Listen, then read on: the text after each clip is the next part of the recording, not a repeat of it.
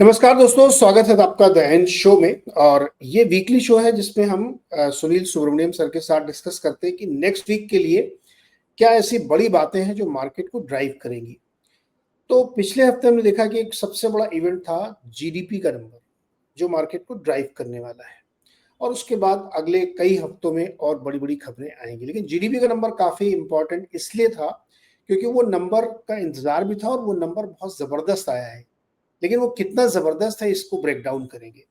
और पिछला हफ्ता अगर आप मार्केट के लिहाज से देखें तो वो एक सुस्त हफ्ता आप कह सकते हैं कि वो था। तो इसीलिए मन में तीन सवाल मेरे उठ रहे हैं कि जीडीपी का जो नंबर आया है उसको कैसे रीड किया जाए।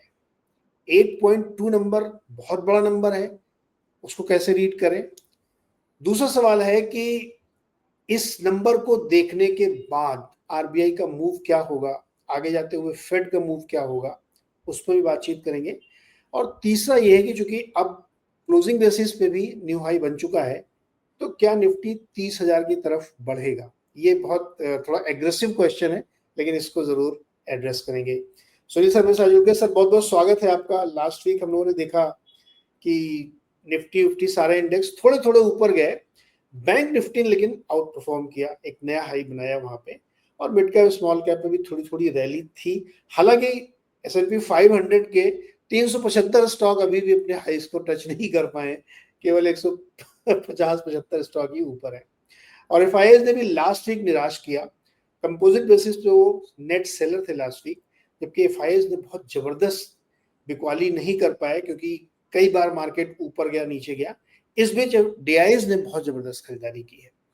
लेकिन सबसे इंपॉर्टेंट क्वेश्चन सर ये है जीडीपी का। अब हमें एक्सप्लेन करिए हमारे दर्शकों को कि ये 8.2 नंबर को कैसे रीड किया जाए। तो पहली बात है कि क्या होता है कि आपको बहुत सारे ये सब डेटा आपके जहन में आके डैश करते होंगे। कोई कहता है कि अरे मैन्युफैक्चरिंग सेक्टर का ग्रोथ था, कोई कहता है कि कंजम्पशन की ग्रोथ थी। तो पहले मैं क्या करेंगे, आपको 2-3 मिनट लूंगा कि आपको समझाने के लिए कि ये आंकड़े कैसे गणित किया जाते हैं और क्या उसका मीनिंग है। तो फर्स्ट है कि जीडीपी का, इसको कहते हैं जीडीपी का ब्रेकअप। तो इसको समझिए, तो इसको शब्द में कहते हैं कि खाली 5 आंकड़े हैं जो आउटपुट बेस में जीडीपी को डिस्कस किया जाता है और गणित किया जाता है। तो क्या होता है इसमें, थोड़ा ध्यान से सुन लीजिए। पहला होता है गवर्नमेंट की कंजम्पशन। अब गवर्नमेंट की कंजम्पशन एक्सपेंडिचर में क्या आते हैं आपको पता है। गवर्नमेंट खर्चा करती है, लाडली बहना स्कीम पे जो पैसा देती है वो गवर्नमेंट का कंजम्पशन होता है। और दूसरी बात है, सब्सिडी देती है एलपीजी के लिए, वो भी गवर्नमेंट का कंजम्पशन होता है। फिर गवर्नमेंट एम्प्लॉयज के तनख्वाह जो देते हैं वो भी गवर्नमेंट कंजम्पशन होता है। फिर गवर्नमेंट में ब्याज दर, जो भी ब्याज लिया है उसका जो इंटरेस्ट रेट है, डेट जो लिया है गवर्नमेंट ने, वो भी कंजम्पशन में आता है। तो ये सब है गवर्नमेंट की खर्चा वाली बात। तो वो नेचुरली जीडीपी के हिस्से होते हैं। सेकंड होता है पर्सनल फाइनल कंजम्पशन एक्सपेंडिचर, पीएफसीई। तो ये दोनों में ई का एक्सपेंडिचर है, जीएफसी का लिखा है, उसका एक्सपेंडिचर ई भी ऐड कर दीजिए, ठीक है। अब प्राइवेट कंजम्पशन होता है जो आम आदमी खर्चा करता है ना, चाहे वो एफएमसीजी पे हो, ड्यूरेबल पे हो, घर पे हो, जो भी है, उनकी कंजम्पशन जो होती है वो पर्सनल लेवल की कंजम्पशन यहाँ फिक्स होती है। तो इकोनॉमी के दो हिस्से होते हैं, एक होता है गवर्नमेंट, एक होता है प्राइवेट। तो दोनों की कंजम्पशन अभी आ गई। अब कैपिटल में दोनों का अलग फर्क नहीं करते हैं। क्यों? क्योंकि गवर्नमेंट रोड बनाती है तो प्राइवेट सेक्टर का सीमेंट खरीदती है, गवर्नमेंट रोड बनाती है तो प्राइवेट सेक्टर का स्टील खरीदती है। तो ये दोनों को अलग हटाना बहुत मुश्किल सी बात है, क्योंकि गवर्नमेंट का अपना पूरा सीमेंट कंपनी रख के अपना ही सीमेंट को लेकर नहीं करती है। तो इसीलिए कैपिटल फॉर्मेशन का दोनों मिला के ही बात किया जाता है। इसको गवर्नमेंट का अलग और प्राइवेट का अलग कैपेक्स डेटा गणित में क्लियरिकट से नहीं होता है। तो इसीलिए दोनों कैपिटल फॉर्मेशन को मिलाकर gross fixed capital formation, GFCF से जाना जाता है। तो यहां पर कंजम्पशन के आंकड़े आ गए, कैपिटल। अब उसके बाद का बाकी क्या है, ये सब डोमेस्टिक वाली बात है। फिर देश में कुछ मैन्युफैक्चरिंग करके एक्सपोर्ट करते हैं, कुछ इंपोर्ट भी करते हैं। तो प्लस एक्सपोर्ट माइनस इंपोर्ट, तो ये है जो जीडीपी के आंकड़े। और ये जीडीपी जो मैं बात कर रहा हूँ, ये एक्चुअल जीडीपी है। इतना ट्रिलियन रुपीस का जीडीपी, 300 ट्रिलियन एक्चुअल नंबर है। ग्रोथ रेट होता है इसी नंबर को कंपेयर करने से आपको परसेंटेज में ग्रोथ दिखता है, राइट? बाद में आती है उसके ऊपर, बट एक फाइनल लाइन आप लिखे जो पढ़ी है कि जीडीपी में कोई सेक्टरल ब्रेकअप नहीं होता है। तो जो भी आप सेक्टर के नंबर सुनते हैं वो किसी और तरीके से आता है, उसका नाम भी अलग है, मगर मार्केट में सब लोग, मीडिया के लोग, पेपर अखबार, सब लोग उसको जीडीपी जीडीपी कह के बुलाते हैं, but it is not GDP, क्योंकि ये आउटपुट बेस्ड है। जो खर्चा करते हैं उसका आउटपुट एक इनपुट बेस्ड होता है गणित, और ये इनपुट और output very close to each other होते हैं, बट परफेक्टली मैच नहीं होते क्योंकि लीकेजेस होते हैं, राइट? उस नंबर का नाम है जीवीए। तो जीवीए है ग्रॉस वैल्यू एडेड, देश ने कितना वैल्यू ऐड किया है। अब जीवीए कहां से आता है? ये होता है इनपुट बेस, जितना जमीन के अंदर जाके एग्रीकल्चर, हम प्लांट्स, वेजिटेबल्स, गेहूं, चावल ये ग्रो करते हैं, और जमीन को उखाड़ के कितना हम आयरन ओर निकालते हैं, कितना बॉक्साइट निकालते हैं। तो ये हुआ प्राइमरी सेक्टर। तो जीवीए होता है सेक्टर बेस्ड इनपुट्स। क्या होते हैं? फर्स्ट प्राइमरी माने समझ सकते हैं, प्राइमरी जो जमीन से जुड़ी हुई होती है वो प्राइमरी होती है। उस आइटम्स को जो हम निकालते हैं उसको प्रोसेस करते हैं ना, आयरन ओर को लेकर स्टील बनाते हैं, स्टील से गाड़ी बनता है, राइट? तो उसको कहते हैं सेकेंडरी। तो बेसिक चीज जो जमीन से लेकर ये करके उसके ऊपर जो डेवलपमेंट करते हैं, जैसे मैन्युफैक्चरिंग में फ्रूट्स को भी प्रोसेस करके फ्रूट जूस बनाते हैं, राइट? गेहूं को लेकर आटा बनाते हैं, राइट? तो ये सब प्रोसेसिंग की बात हो गई। बाद में फूड्स में जाते हैं, आपके बिस्किट में जाते हैं। तो मैन्युफैक्चरिंग, और दूसरा होता है माइनिंग का, सीधे कंस्ट्रक्शन में आपको स्टील का, सीमेंट का इस्तेमाल। तो ये होते हैं secondary sectors, manufacturing and construction. फिर इन सब के ऊपर आता है टर्शरी। टर्शरी माने तीसरी। ये सब नहीं है, प्राइमरी माने फर्स्ट, सेकेंडरी माने सेकंड, टर्शरी माने तीसरी। तो टर्शरी शब्द बहुत कॉम्प्लिकेटेड लगता है, ये तीसरी समझिए। मींस इसके ऊपर अगर ये दोनों चल पड़े तभी तीसरा काम पे आएगा ना। कोई भी ट्रेड, तो एक व्यवस्थित मैन्युफैक्चर होती है, उसका ट्रेड करना, उसकी कम्युनिकेशन पे, इसका फाइनेंस करना, फिर रियल एस्टेट को बेचना या रेंट करना, फिर प्रोफेशनल पब्लिक एडमिनिस्ट्रेशन, ये सब सर्विसेज सेक्टर में आते हैं। तो अब कॉमनली इसको रेफर कैसे करते हैं? Agri plus industry plus services, that is the way it is refer to. But actual गणित होता है प्राइमरी सेक्टर, सेकेंडरी सेक्टर। तो याद रखिए, कभी भी सेक्टरल जीडीपी की बात होता है वो एक्चुअल जीवीए की बात है। लैंग्वेज में आम तरीके से उसको इस्तेमाल करते हैं सेक्टरल जीडीपी, बट गलत है, वो जीवीए है। तो ये दोनों दो ऑपोजिट एंगल से आते हैं। एक होता है पब्लिक का जो आउटपुट होता है, कंजम्पशन का, गवर्नमेंट का आउटपुट, ये होता है इनपुट। और इनपुट और आउटपुट को आइडियल वर्ल्ड में मैच होना चाहिए, जीडीपी और जीवीए को, बट 1-2% की डिफरेंस आती है, परफेक्ट मैच नहीं होता है। ओके, ये याद रख लीजिए। तो ये बेसिक आप समझ गए। तो अब हम जीडीपी को और जीवीए को किस तरह से कंपेयर करना है, ये इम्पोर्टेंट है सर। तो जीडीपी का जो मैंने अभी तक बताया वो खाली जीडीपी के नंबर थे, यानी टोटल जीडीपी आउटपुट वो रुपीस करोड़ में होते हैं। जीवीए का भी रुपीस करोड़ में होता है।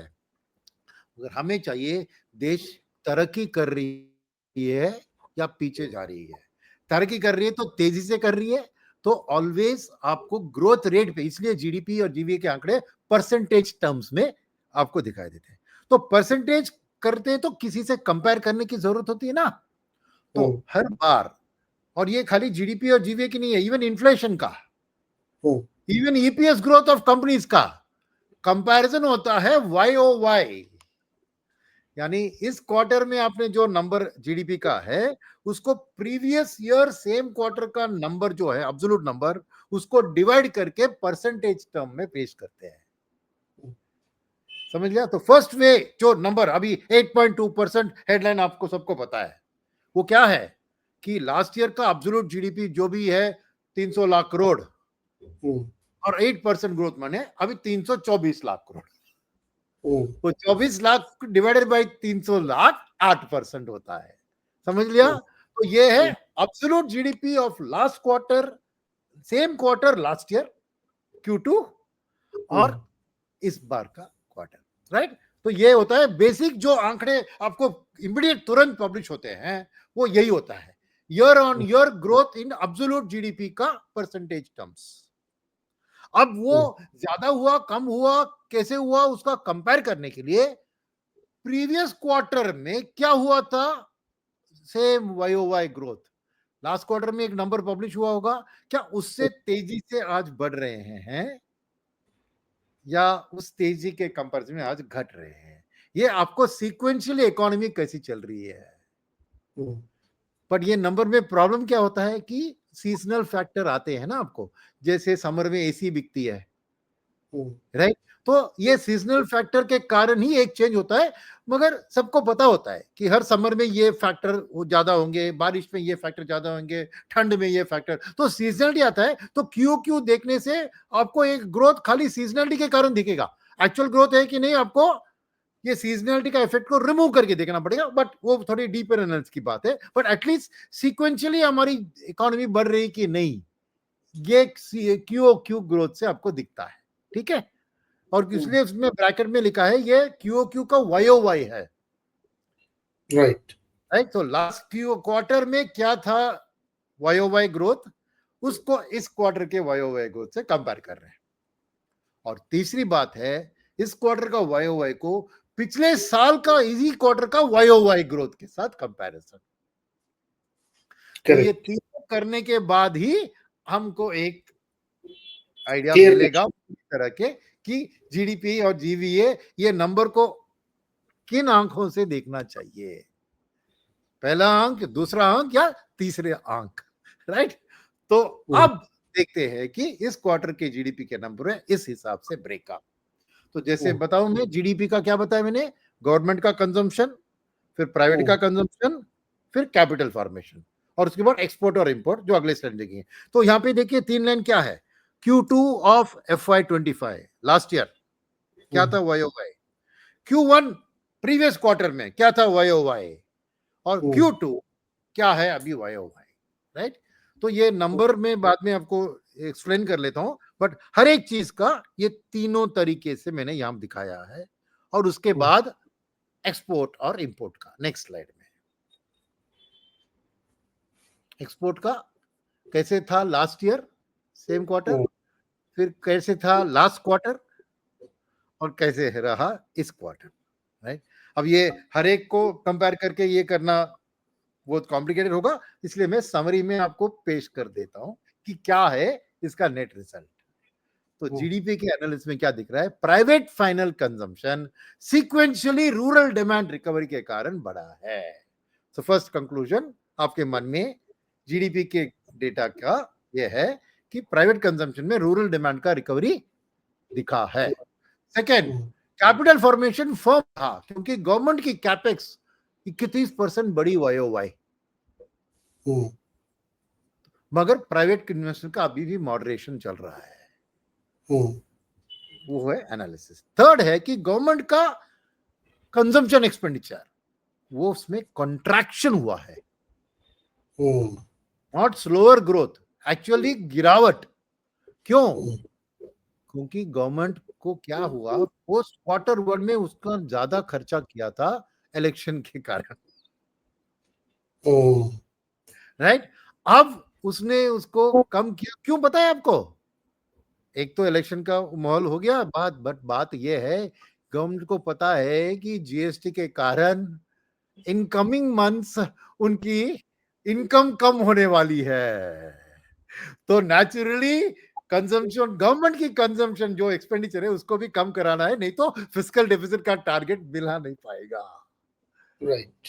तो इसलिए गवर्नमेंट ने टाइटन कर दिया, बेल्ट को टाइट कर रहे हैं अपनी गवर्नमेंट खर्चे को, राइट। और फिर अभी भी एक्सपोर्ट्स ड्रैग कर रहे हैं, यानी नेट एक्सपोर्ट्स माने imports are more than exports. As it is हम ट्रेड डिफिसिट में चलते हैं, बट जैसे आपको पता है पिछली बार हमने डिस्कस किया था कि करेंसी का वीकनिंग क्यों हुआ, क्योंकि trade deficit life time high $41 billion पे गया, यानी इंपोर्ट्स बहुत तेजी से बढ़े, एक्सपोर्ट उतनी तेजी से नहीं बढ़े। और वो भी याद दिला दूं मैं, यहाँ पे लिखा है स्ट्रॉन्ग डोमेस्टिक मोमेंटम, बट वो मोमेंटम था गोल्ड और सिल्वर परचेसेस थ्रू ईटीएफ। क्योंकि ईटीएफ का रूल क्या होता है कि इन्होंने ईटीएफ में पैसा डाला तो उतना गोल्ड ईटीएफ को खरीदना ही है। तो ऐसा नहीं कि लोग जाके इंपोर्ट कर रहे हैं गोल्ड को, ईटीएफ जाके इंपोर्ट कर रही है गोल्ड को। यस। तो जीडीपी का ब्रेकअप का एनालिसिस आपने देखा, समरी का जीडीपी का बाद में देखते हैं। तो ये आपने समझ लिया कि इकोनॉमी में क्या हो रहा है, कि रूरल डिमांड पिकअप हो रही है, गवर्नमेंट की कैपेक्स जारी है, प्राइवेट का कैपेक्स अभी पिकअप उतना नहीं हुआ है, और एक्सपोर्ट्स की बढ़त उतनी नहीं है जितना इंपोर्ट्स का बढ़त था। तो ये है जीडीपी का समरी ब्रेक वाइज। टोटल इसका समरी बाद में देखेंगे कि क्या इसका ट्रेंड है, बट अब के लिए ये हुआ जीडीपी का एनालिसिस। अब सेक्टर वाइज देखना है तो हमें जीवीए का एनालिसिस करना पड़ेगा। तो 3 तरीके से ये है, प्राइमरी, सेकेंडरी, टर्शरी। प्राइमरी माने अभी याद दिला दो, एग्रीकल्चर और माइनिंग, सेकेंडरी मैन्युफैक्चरिंग और कंस्ट्रक्शन, टर्शरी सब सर्विसेज, करेक्ट। तो यहाँ पे लिखा है इस क्वार्टर की ग्रोथ में देखिए 3.1, 8.1, 9.2। तो सीधे दिख रहा है आपको कि सर्विसेज सेक्टर का परफॉर्मेंस बढ़िया रहा और मैन्युफैक्चरिंग एंड कंस्ट्रक्शन का भी बढ़िया रहा, एग्रीकल्चर और माइनिंग का अच्छा नहीं था। और इसका प्रीवियस क्वार्टर का क्या नंबर है और उसके बाद वाला वो हम एनालिसिस में आपको डिस्क्राइब करेंगे, क्योंकि हर नंबर आपको याद रखने की जरूरत नहीं है। मगर ये प्राइमरी के अंदर, सेकेंडरी के अंदर, टर्शरी के अंदर कौन से ऐसे सब सेक्टर ने आपको ये परफॉर्मेंस डिलीवर किया या नहीं किया, ये एक बात देख लेते हैं आगे। तो पहले प्राइमरी सेक्टर में आते, 3.1% की ग्रोथ है एनालिसिस। तो ये एनालिसिस भी शायद बाद में आ सकते हैं नीरज भाई, या इसको एनालिसिस भी खत्म कर लेते हैं तो उसके बाद आते जाइए बातें। तो इसका एनालिसिस रहा है कि सेकेंडरी सेक्टर का क्वार्टर ऑन क्वार्टर भी अच्छा एक्सेलरेशन हुआ। सेकेंडरी माने कौन सा, मैन्युफैक्चरिंग एंड कंस्ट्रक्शन अच्छा हुआ।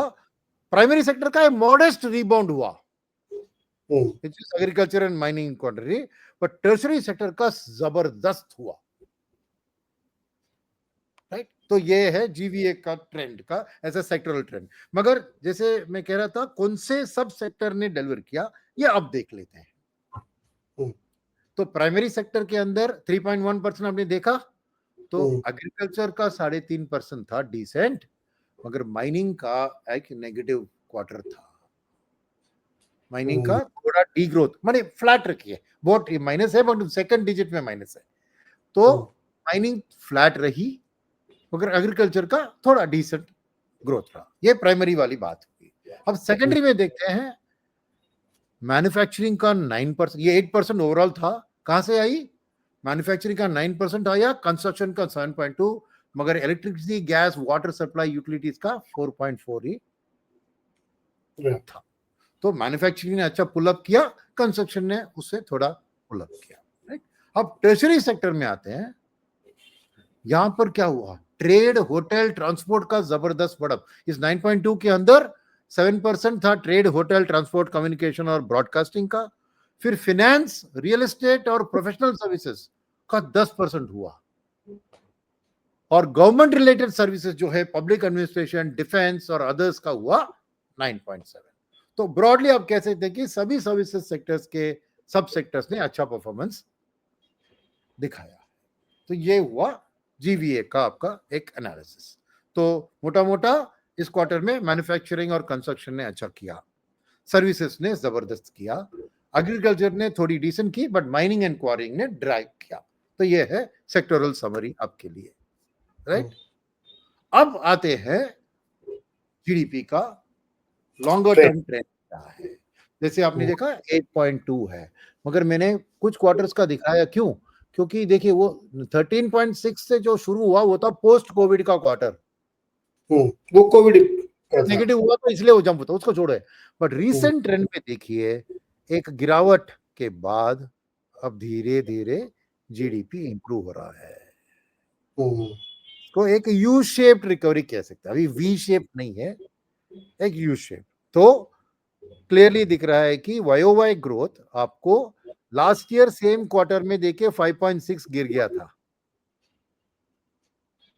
वहां से देखिए हर क्वार्टर में आपको वाई इंप्रूव होता हुआ दिख रहा है। तो इकोनॉमी की हालत अच्छी धीरे धीरे बढ़ रही है। तो ओवरऑल जीडीपी का नंबर एक कॉन्फिडेंस देता है कि इकोनॉमी की ग्रोथ रेट, अब वो लास्ट ईयर सेकेंड क्वार्टर में जो एक लो हिट किया था, जो एक वजह थी एफआईएस के बेचने के लिए, याद रखिए यस। लास्ट सितंबर में उन्होंने बेचना शुरू किया, क्योंकि उसी क्वार्टर में सेकेंड क्वार्टर का नंबर यानी अगस्त सितंबर अक्टूबर के नंबर डिसअपॉइंटिंग आने लगे।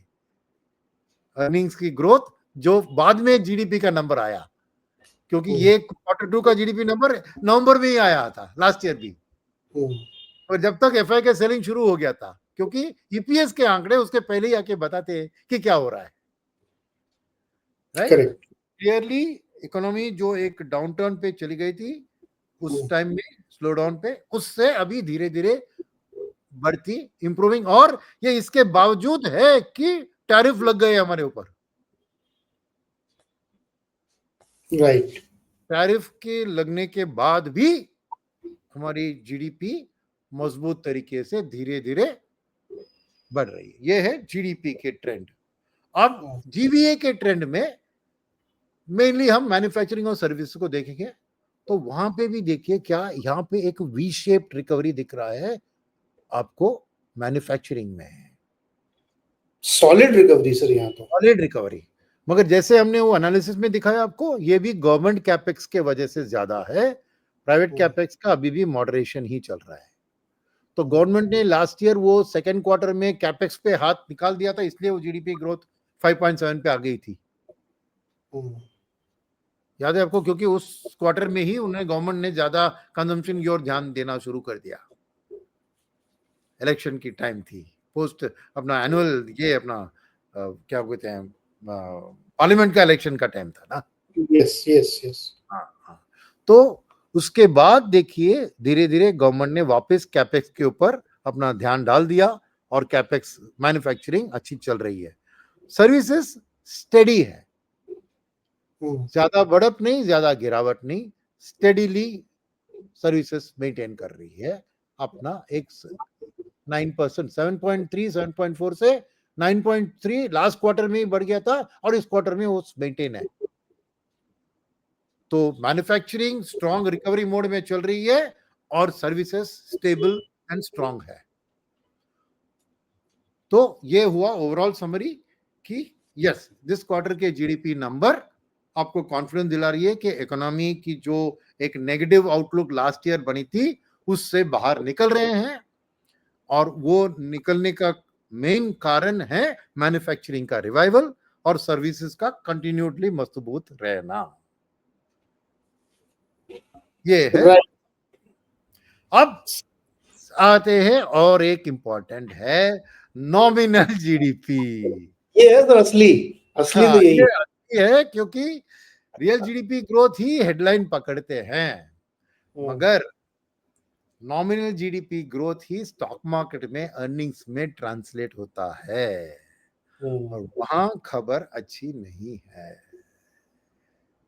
इस ग्राफ को देखेंगे आप कि लास्ट ईयर 12% के करीब था नॉमिनल जीडीपी, अब वो फिर गिरा, लास्ट ईयर Q2 में गिरा था, फिर उसके बाद तो एटलीस्ट 10.2 10 पॉइंट बढ़ रहा था, मगर लास्ट 2 क्वार्टर्स में 8.8 और इस क्वार्टर में 7.7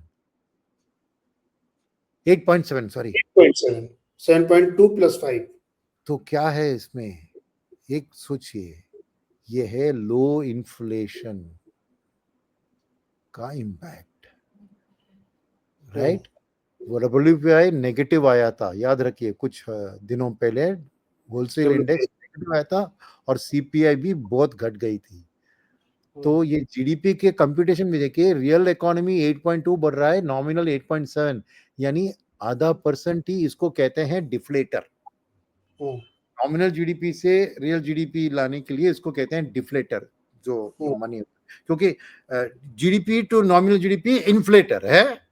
नॉमिनल GDP, क्योंकि आंकड़े नॉमिनल के आते हैं ना, कहीं पे भी डेटा लीजिए, कोई ये नहीं बताता कि अरे इसका ये रियल था और इतना इन्फ्लेशन का था, नहीं, डेटा मिलता है नॉमिनेशन का, वो नॉमिनल को लेकर रियल को डिराइव करते हैं। करेक्ट।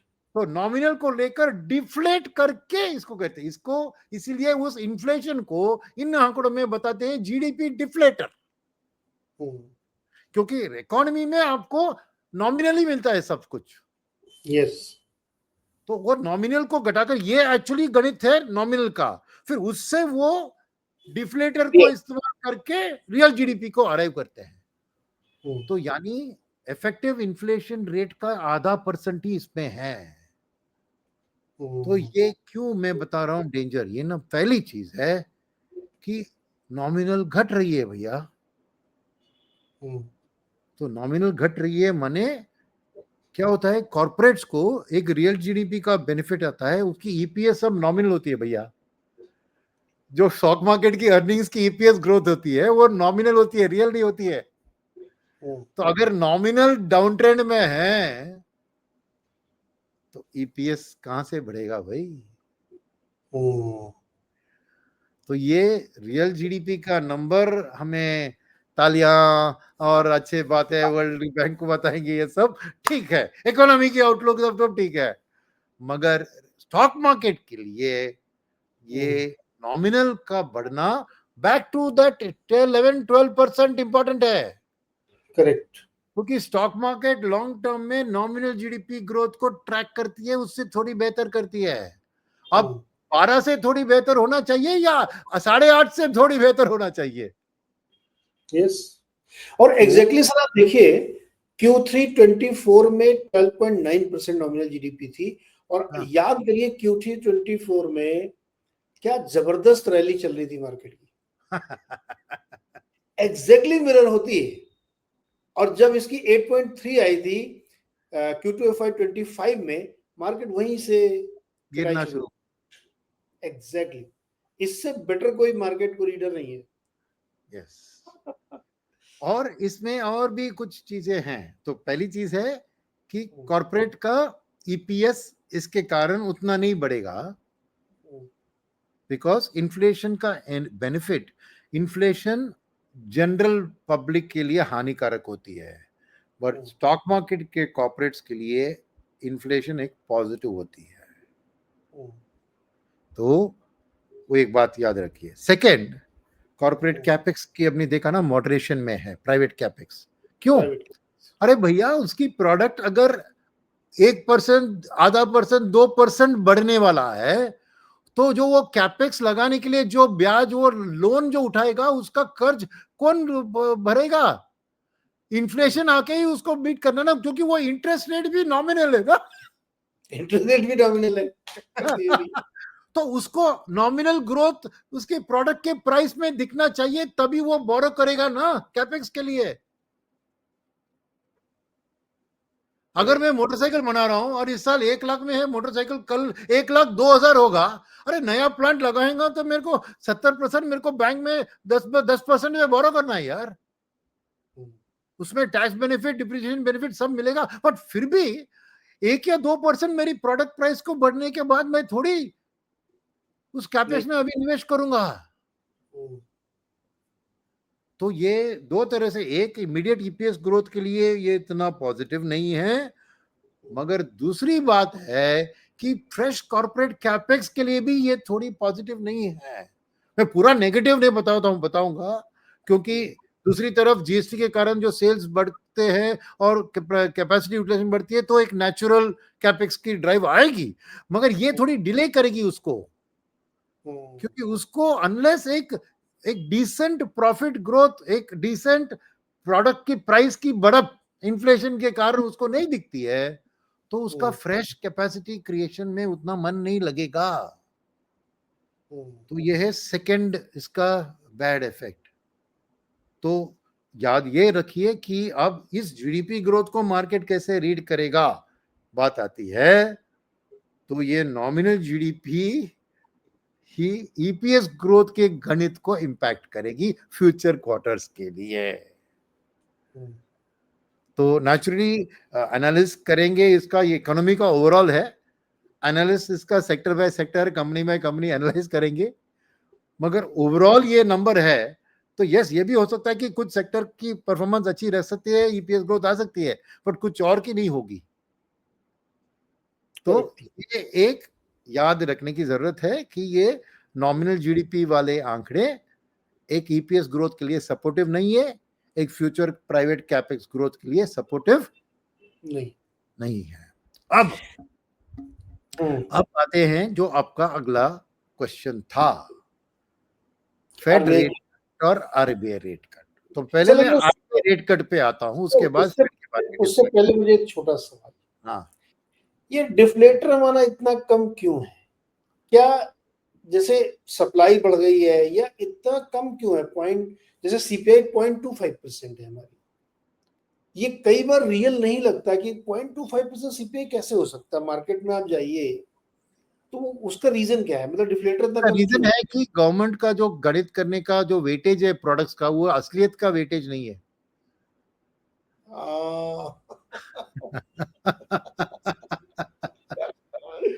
Okay, one. सेकंड होता है ये कंपेयर करते हैं वाई। आपको लगता है कि पिछले महीने मेरा इतना दाम था, इस महीने इतना दाम है, मगर एक साल पहले वाला दाम से ये कंपेयर करते हैं ना, तो वो उस पीरियड में हाई हुआ होगा या लो हुआ होगा, वो आपको क्या याद है यार? मेरे को ये 2% सीपीआई है वाई। तो लास्ट ईयर सितंबर में गेहूं का दाम क्या था मुझे क्या पता यार? मुझे पिछले हफ्ते क्या था, इस हफ्ते क्या है, वही पता है ना। मगर ये गणित सब वाई है, तो एक बेस इफेक्ट आ जाता है ना, वो बात है।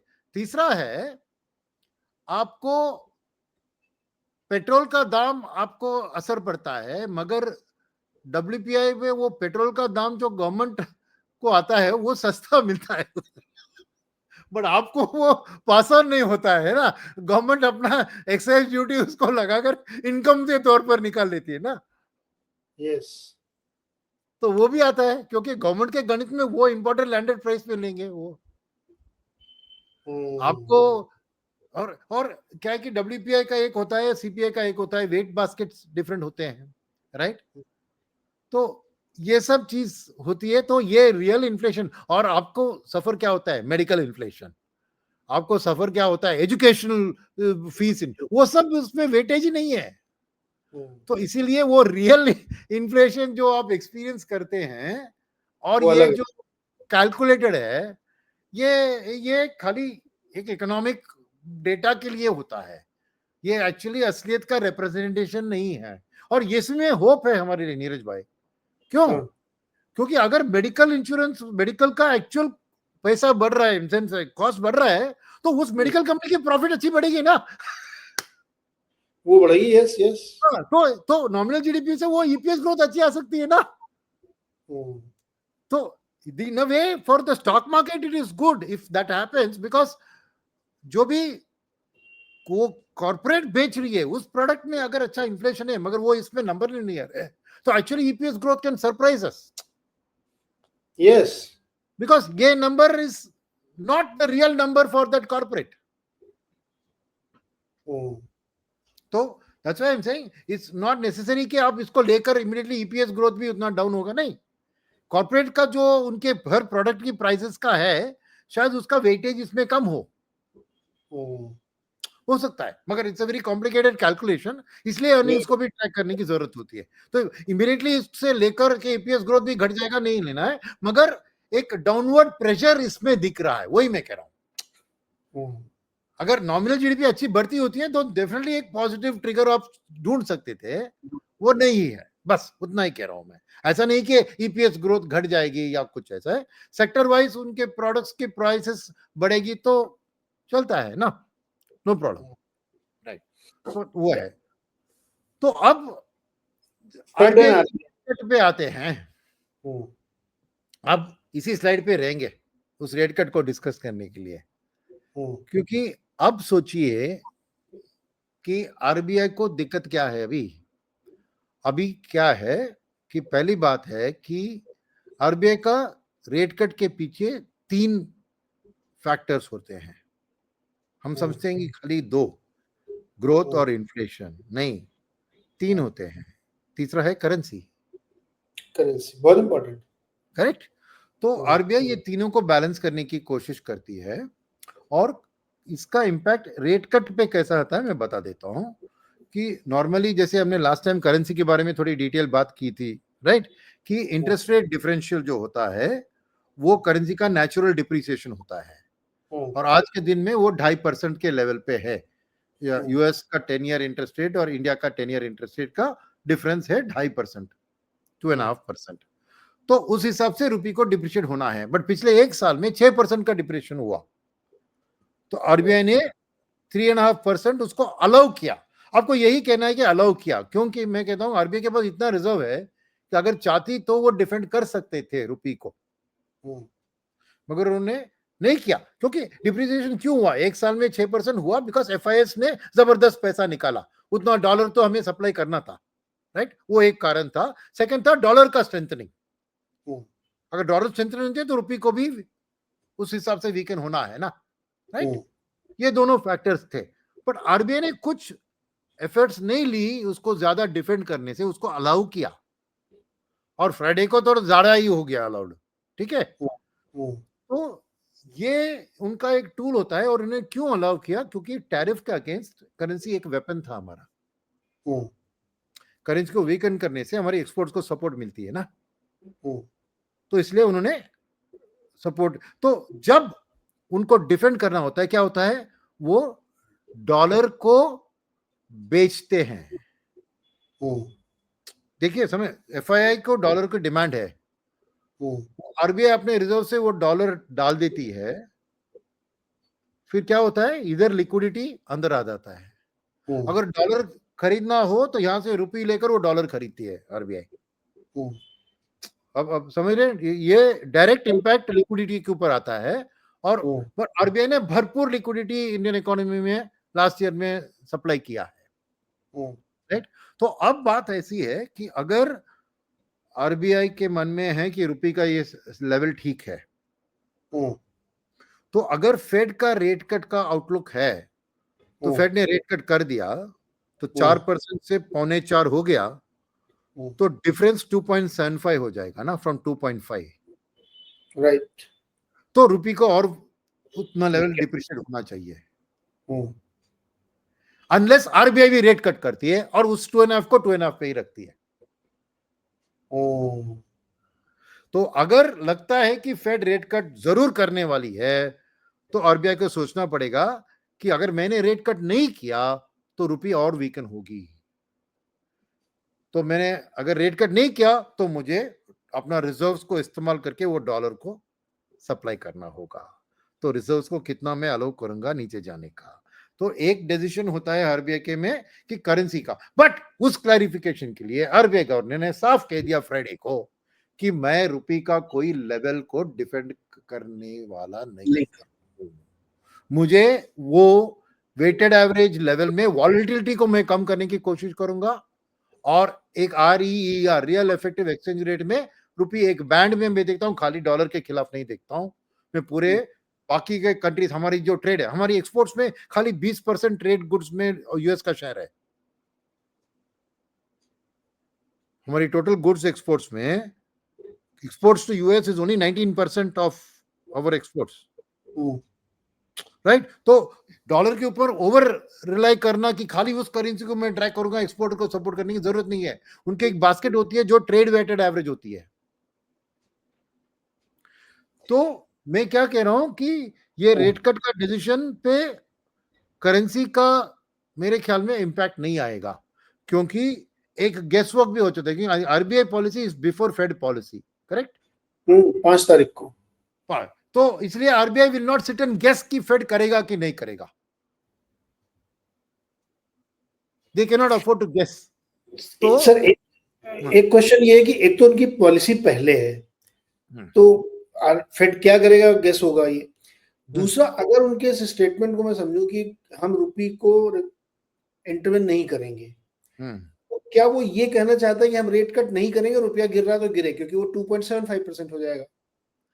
नहीं नहीं, वो बात नहीं है इसमें, क्योंकि जैसे मैं कह रहा हूं ना, वो गेस वर्क नहीं करेंगे फेड के बारे में. ओके. वो गेस नहीं करेंगे, वो उसको कंप्लीटली इक्वेशन से हटा देंगे. मेरे ख्याल में पूछेंगे तो वो फेड कट करता है तो बाद में देख लूंगा करेंगे. तो it will not be a factor. What I am trying to say इस बार मेरी रीडिंग है कि currency will not be a factor behind rate cut. Okay. Okay. Second point है कि रेट कट होगा कि ना होगा. अब आरबीआई गवर्नर ने ही कहा था कि माहौल पूरी रेट कट के लिए सपोर्टिव है, मगर कमिटी के हाथ में है. Factors are supporting rate cut, but committee. अभी बॉस ने कह दिया कि सपोर्टिंग है, अभी वो कमिटी क्या करेगी? नेचुरली बॉस के वर्ड्स को ध्यान देना पड़ेगा, मगर आरबीआई ने गवर्नर ने यही कहा. ओके. और उन्होंने क्यों ऐसा कहा? क्योंकि देखिए, ग्रोथ और इन्फ्लेशन डायनामिक को देखने से क्या होता है ना, कि आज अगर 8% जीडीपी ग्रोथ आ रही है, तो और रेट कट करके मेरे को सपोर्ट करने की जरूरत नहीं है. एक सोच है ना, एक सोच है. Yes, correct. मगर दूसरी बात है कि आज रियल रेट ऑफ इंटरेस्ट बहुत हाई है. क्योंकि आज जो रेट्स होते हैं, रेपो रेट या लेंडिंग रेट होते हैं, वो नॉमिनल होते हैं. अगर आरबीआई के ओन इन्फ्लेशन के आंकड़े को कटवा दे तो रियल रेट्स बहुत हाई है. राइट. 6%. हाँ, तो रियल रेट इतना हाई है तो कॉर्पोरेट कैसे बोरो करेगा? तो ये एक हिंड्रेंस है कॉर्पोरेट डिमांड के लिए फॉर लोन्स.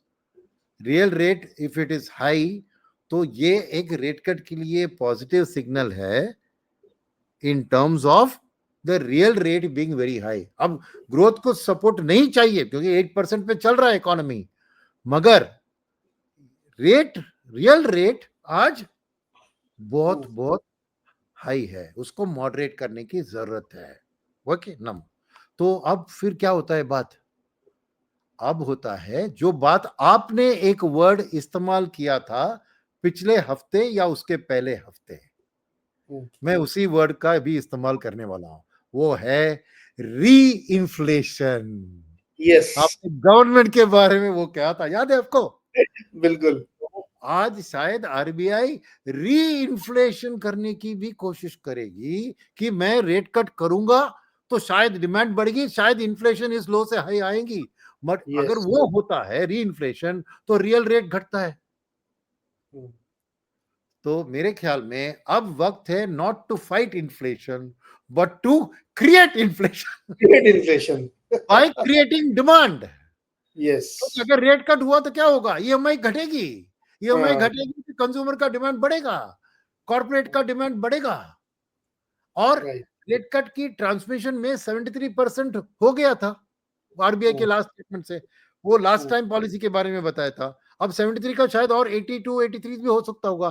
तो आरबीआई सोचेगा कि और ज्यादा ट्रांसमिशन के लिए जगह नहीं है, मगर और एक रेट कट करेंगे तो ट्रांसमिशन और अच्छी तरह बढ़ता है. तो उससे क्या होगा? प्राइवेट कंजम्पशन और प्राइवेट कैपेक्स दोनों को एक सपोर्ट मिलेगी. और मेरे ख्याल में ये RBI governor proactively front load करने के लिए तैयार है. ऐसी चीजें हैं. और आई थिंक पीयूष गोयल जी ने कहा कि अभी बॉल आरबीआई के कोर्ट में है.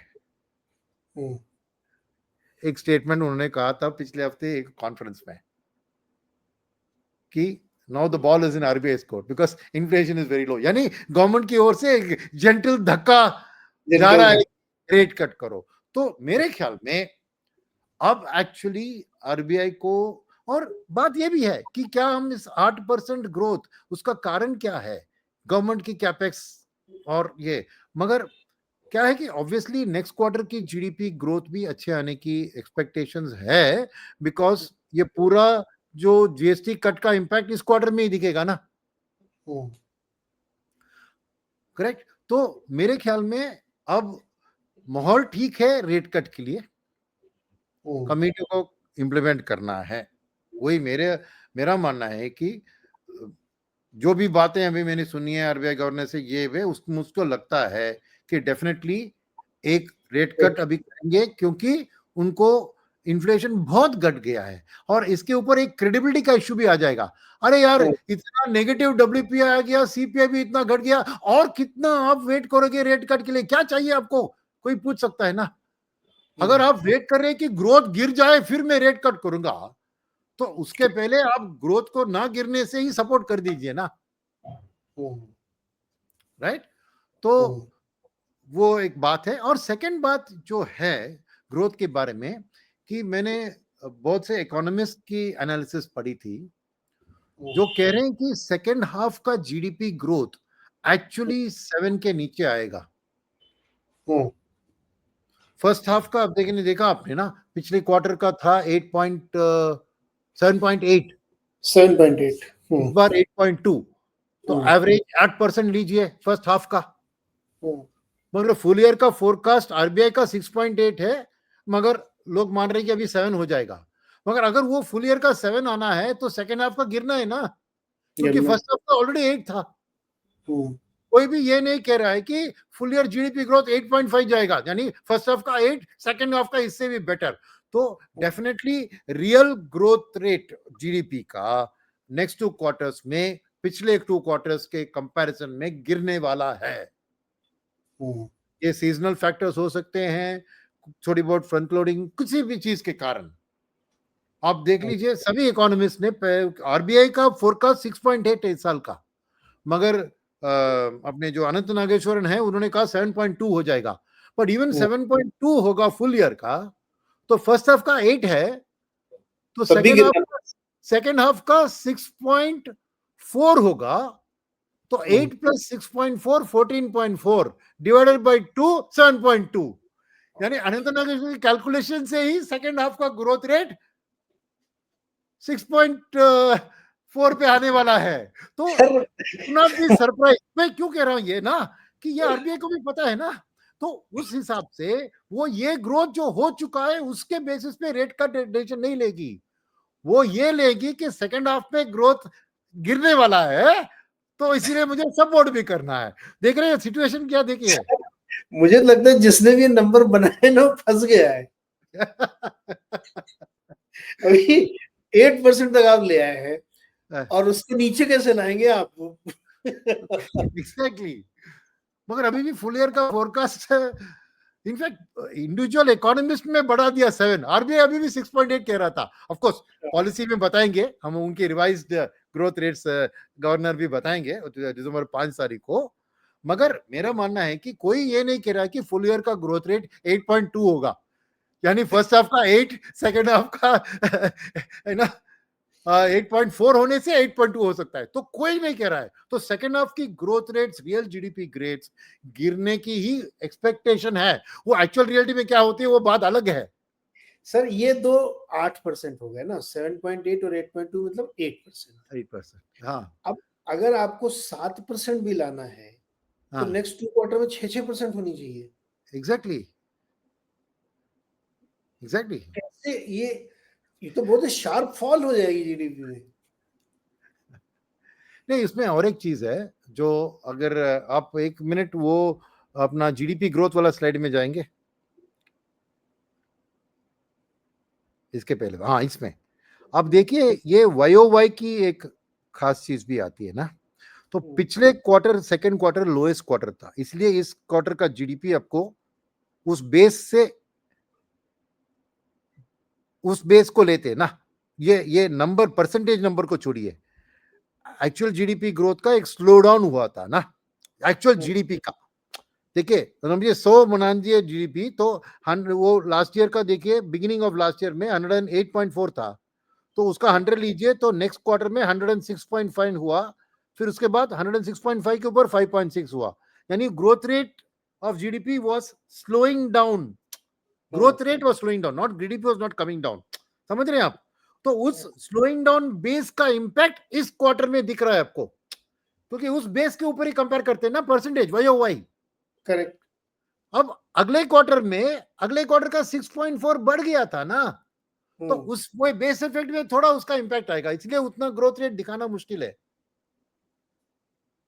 और उसके अगले क्वार्टर में 7.4 जंप हुआ था, तो Q4 का जो देखिए बेस में आपको बड़ा 107.4 हुआ था, तो उतना 8.4 उस ओवर दैट राइजिंग नंबर मुश्किल है, इसलिए आपको वाई गणित करने के कारण वो आपको जीडीपी का ग्रोथ रेट अगले 2 क्वार्टर में आपको नीचे ही आएगा। करेक्ट। मार्केट को उससे नेगेटिव सरप्राइज नहीं लेना चाहिए, यही इंपॉर्टेंट है। सर अभी तो मुझे चिंता है कि वो 8.2 को कैसे लेगा, पहले तो वो इसको नहीं वो डेफिनेटली आपको नीचे आएगी because of the base effect. Okay, अब मेरा नेक्स्ट क्वेश्चन ये है कि हमने मान लिया कि आरबीआई रेट कट करेगा, फेड भी करेगा, तो क्या इस पर सवार होके निफ्टी 30,000 जाएगा? देखिए फेड के रेट कट के कारण और आरबीआई के रेट के कारण 30,000 नामुमकिन है। ओके। मेरे ख्याल में वो दोनों होने से आपको 27,000 मुश्किल से छू सकता है। 27 आपको 30 छूना है तो ट्रेड डील होना जरूरी है। सर ट्रेड डील तो कुछ पता ही नहीं चल रहा है, अब तो पिछले 10 दिन से सन्नाटा एकदम। नहीं, अभी कल राजेश अग्रवाल जी ने अभी 2 दिन पहले बताया ना, इस साल में उम्मीद है कि हो जाएगा, अभी 2 दिन पहले बताया। इसी नवंबर में हो जाएगी, नवंबर तो खत्म हो गया, नवंबर तो है गया, अभी अनंत नागेश्वरन अभी छुट्टी पे चला जाएगी शायद, क्योंकि उन्होंने कहा था नवंबर पे। हाँ इस साल हो जाएगी, मतलब 1 महीने का विंडो ले लिया उन्होंने भी। हाँ नहीं, वो राजेश अग्रवाल ने 1 साल का, इस साल हो जाएगी, वो कौन सा साल को मीन कर रहे हैं, कैलेंडर ईयर को मीन कर रहे हैं या फाइनेंशियल ईयर को मीन कर रहे हैं पता नहीं, वो एक बात है। मगर ट्रंप ने भी एक कहा था कि we are close to a deal. Sir ये बात कहे हुए उसको 12 दिन हो गए, उसके बाद से कुछ बोला ही नहीं। अभी रिसेंटली वो 12 दिन के पहले था, वो एम्बेसडर का जो ये था अप्रूवल बाय द सेनेट, तब उन्होंने कुछ कहा था पॉजिटिवली। अब कुछ 2 दिन पहले we are very close to trade deal, ऐसे कुछ ट्रम्प ने बताया, मुझे कुछ न्यूज था कहीं पे। आजकल क्या है, मैं ट्रम्प को न्यूज को डिस्काउंट कर लेता हूं, तो क्योंकि वो हर दिन कुछ ना कुछ कहते हैं इसलिए, मगर कुछ था। तो हमें देखिए, ये तो जो ना शेर आने वाली बात है, शेर आएगी कहते रहते हैं, कुछ आती नहीं है। तो मैं कह रहा हूँ कि उसको मार्केट ने भी अभी छोड़ दिया है, मगर जब होती है तभी आपको ऐसी कोई एक कंचनजंगा छूने की अब कुछ मन में रख सकते हैं, नहीं तो 30,000 इतने जल्दी खाली ये जीडीपी ग्रोथ को लेकर। देखिए मैंने उसमें जीडीपी ग्रोथ तो पॉजिटिव है, मगर नॉमिनल जीडीपी तो नेगेटिव है, ठीक है। और सेकंड क्या है कि देखिए इंडिया अभी भी उतना सस्ता नहीं है, हमने देखा, यस कंपेयर टू अर्लियर सस्ता है। 147% of market cap to GDP से आज 120 लेवल के पर आ गया है, उतना महंगा नहीं है जितना पहले था, वो बात माननी है। मगर एफआईएस की एक जबरदस्त मोड इंडिया की ओर आने के लिए, देखिए फ्लोस को इंक्रीज होने का पूरी सिचुएशन तैयार है, क्योंकि ये रियल जीडीपी के आंकड़े नॉमिनल की छोड़िए, क्योंकि वो इन्फ्लेशन तो अच्छी मॉनसून के कारण नीचे गिरा होगा, मॉनसून का इफेक्ट चला जाएगा तो वापस बढ़ेगी, तो एफआईएस उतना नॉमिनल जीडीपी पे उतना ना ध्यान देते हैं। ओके, उनको रियल जीडीपी से संबंधित, क्योंकि वो रियल ग्रोथ दिखाता है। तो ईपीएस ग्रोथ में जो भी बात हुआ है, एफआईएस को वो रियल जीडीपी ग्रोथ का एक आउटलुक डेफिनेटली उनके पॉजिटिव बनेगी, नंबर 1। नंबर 2 क्या है ना, ये नवंबर लास्ट वीक से आपने ये 3,000 करोड़ का आउटफ्लो दिखाया, वो बहुत कम है compare to what it was earlier. Yes, ये क्यों हो रहा है कि ये वक्त है अगले 30 दिन का, राइट, जब हेज फंड्स प्रॉफिट बुक करते हैं। उनकी बोनस के लिए उनको कैश प्रॉफिट्स बुक करना पड़ता है, नहीं तो उनको बोनस नहीं मिलता है, खाली एनएवी पे उनको बोनस नहीं मिलता है। तो हर साल ये इसी वक्त पे प्रॉफिट बुकिंग शुरू करते हैं, जो ऑलरेडी शुरू हो गई है।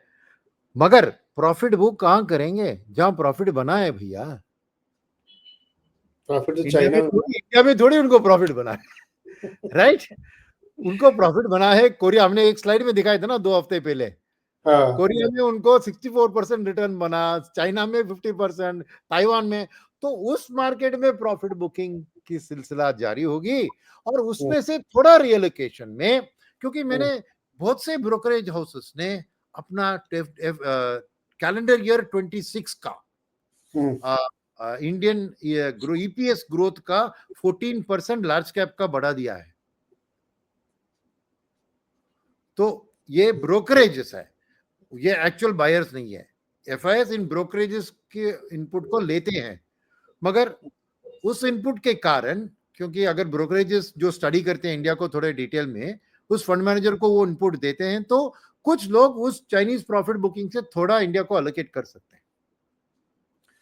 तो इसलिए मेरा मानना है कि आरबीआई का रेट कट भी होगा और फेड का रेट कट भी होगा, तो 27 छूना लाइकली है, उससे ज्यादा नहीं आ सकती है। मगर 27 से 30 आप कह रहे हैं कि 10% मार्केट की बढ़त, राइट? 10 से ज्यादा 11-12%। नहीं, अभी क्या 20,000 है ना सर। वो भाई एक ना एक दिन तो हो जाएगी, और ट्रेड डील हुआ तो 1 साल के अंदर हो जाएगी। मगर और किसी ने उसका टारगेट भी ऐसा दिया है, one of those foreign names ने, 30,000 टारगेट नेक्स्ट ईयर दिसंबर के लिए दिया है, ऑप्टिमिस्टिक सिनेरियो करके करके। मगर वो ऑप्टिमिस्टिक सिनेरियो सब मैं कह रहा हूं ना, ट्रेड डील का, और खाली ट्रेड डील साइन करने से नहीं होगा। ट्रेड डील का निटी ग्रिटी क्या है, क्या उसमें इंडिया की एक्सपोर्ट्स बढ़ने की एक ये है, कौन सी किस तरफ वो ट्रेड होती। तो एक होता है ट्रेड डील का साइन ना, एक रिलीफ रैली होगा। मगर ट्रेड डील का जो हर सेगमेंट सेक्टर पे स्टडी करके इसके कारण क्या फ्यूचर ग्रोथ प्रोस्पेक्ट्स में बहुत बड़ा बदलाव आता है कि नहीं, वो एनालिसिस की बात है। फिर वो एनालिसिस करने के बाद ही आपको बढ़ेगा। तो 30 जाएगा, एक दिन तो जरूर जाएगा, उसमें डाउट नहीं है। मगर मेरे ख्याल में ट्रेड डील एक बहुत बड़ा एनेबलिंग फैक्टर है। बिना ट्रेड डील के अगर वैसे ही माहौल चला, देखिए एक इसमें 2 स्टेप में हो सकता है, क्योंकि ट्रंप ने अभी वो रशियन पीस प्लान को शुरू किया है। अब वो उसमें थोड़ी प्रोग्रेस भी दिखती है, तो शायद ट्रंप सडनली ये 25% को हटा सकते हैं ना। एडिशनल 25% था रशिया के कारण। यहाँ अगर ट्रेड डील अब अपना वो पीस डील प्रोग्रेस हो रही है, तो ये 25 का कोई रिलेवेंस नहीं होता है ना। तो वो हटने से भी एक थोड़ी पॉजिटिविटी आ सकती है। मगर ये सब ना कुल मिला के, और मैं क्यों बता रहा हूं ना, क्योंकि आप मुझसे क्या पूछ रहे हैं, आप 30,000 की बात कर रहे हैं ना, मगर 30,000 नंबर क्या है भैया, वो निफ्टी 50 का नंबर है।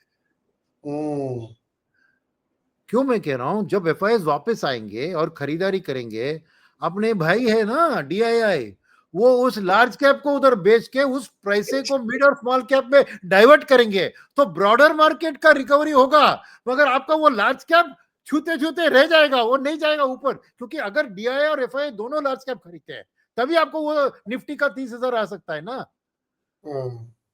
नहीं होगा, क्योंकि जैसे ही एफआईआई आते हैं और लार्ज कैप खरीदना शुरू करते हैं, ये डीआईआई उस लार्ज कैप की वैल्यूएशन को देखते देखते उनको दे देंगे, और उसी पैसे को मिड और स्मॉल कैप में डाइवर्ट करेंगे। तो ब्रॉडर मार्केट का ग्रोथ होगा, सेक्टर रोटेशन होगा, कैप रोटेशन होगा। मगर आपका फोकस खाली निफ्टी पे होता है, तो वो 30,000 मुश्किल है। समझ रहे हैं आप? इंतजार करना पड़ेगा मुझे। हाँ, क्योंकि आप खाली उसके ऊपर फोकस मत कीजिए, आपको ब्रॉडर मार्केट, क्योंकि आप ही ने बताया ना कि मार्केट लाइफ टाइम हाई में है, ज्यादातर स्टॉक नहीं। क्यों? क्योंकि स्मॉल कैप इंडेक्स अभी भी अंडर परफॉर्म कर रहा है। पिछले हफ्ते भी देखिए, स्मॉल कैप इंडेक्स का वर्स्ट परफॉर्मेंस था। करेक्ट। एक साल में तो स्मॉल कैप इंडेक्स का नेगेटिव है, जबकि निफ्टी का 9.5% मैंने देखा, और मिड कैप का 8.9% देखा एक साल का रिटर्न। मगर स्मॉल कैप का नेगेटिव है एक साल का।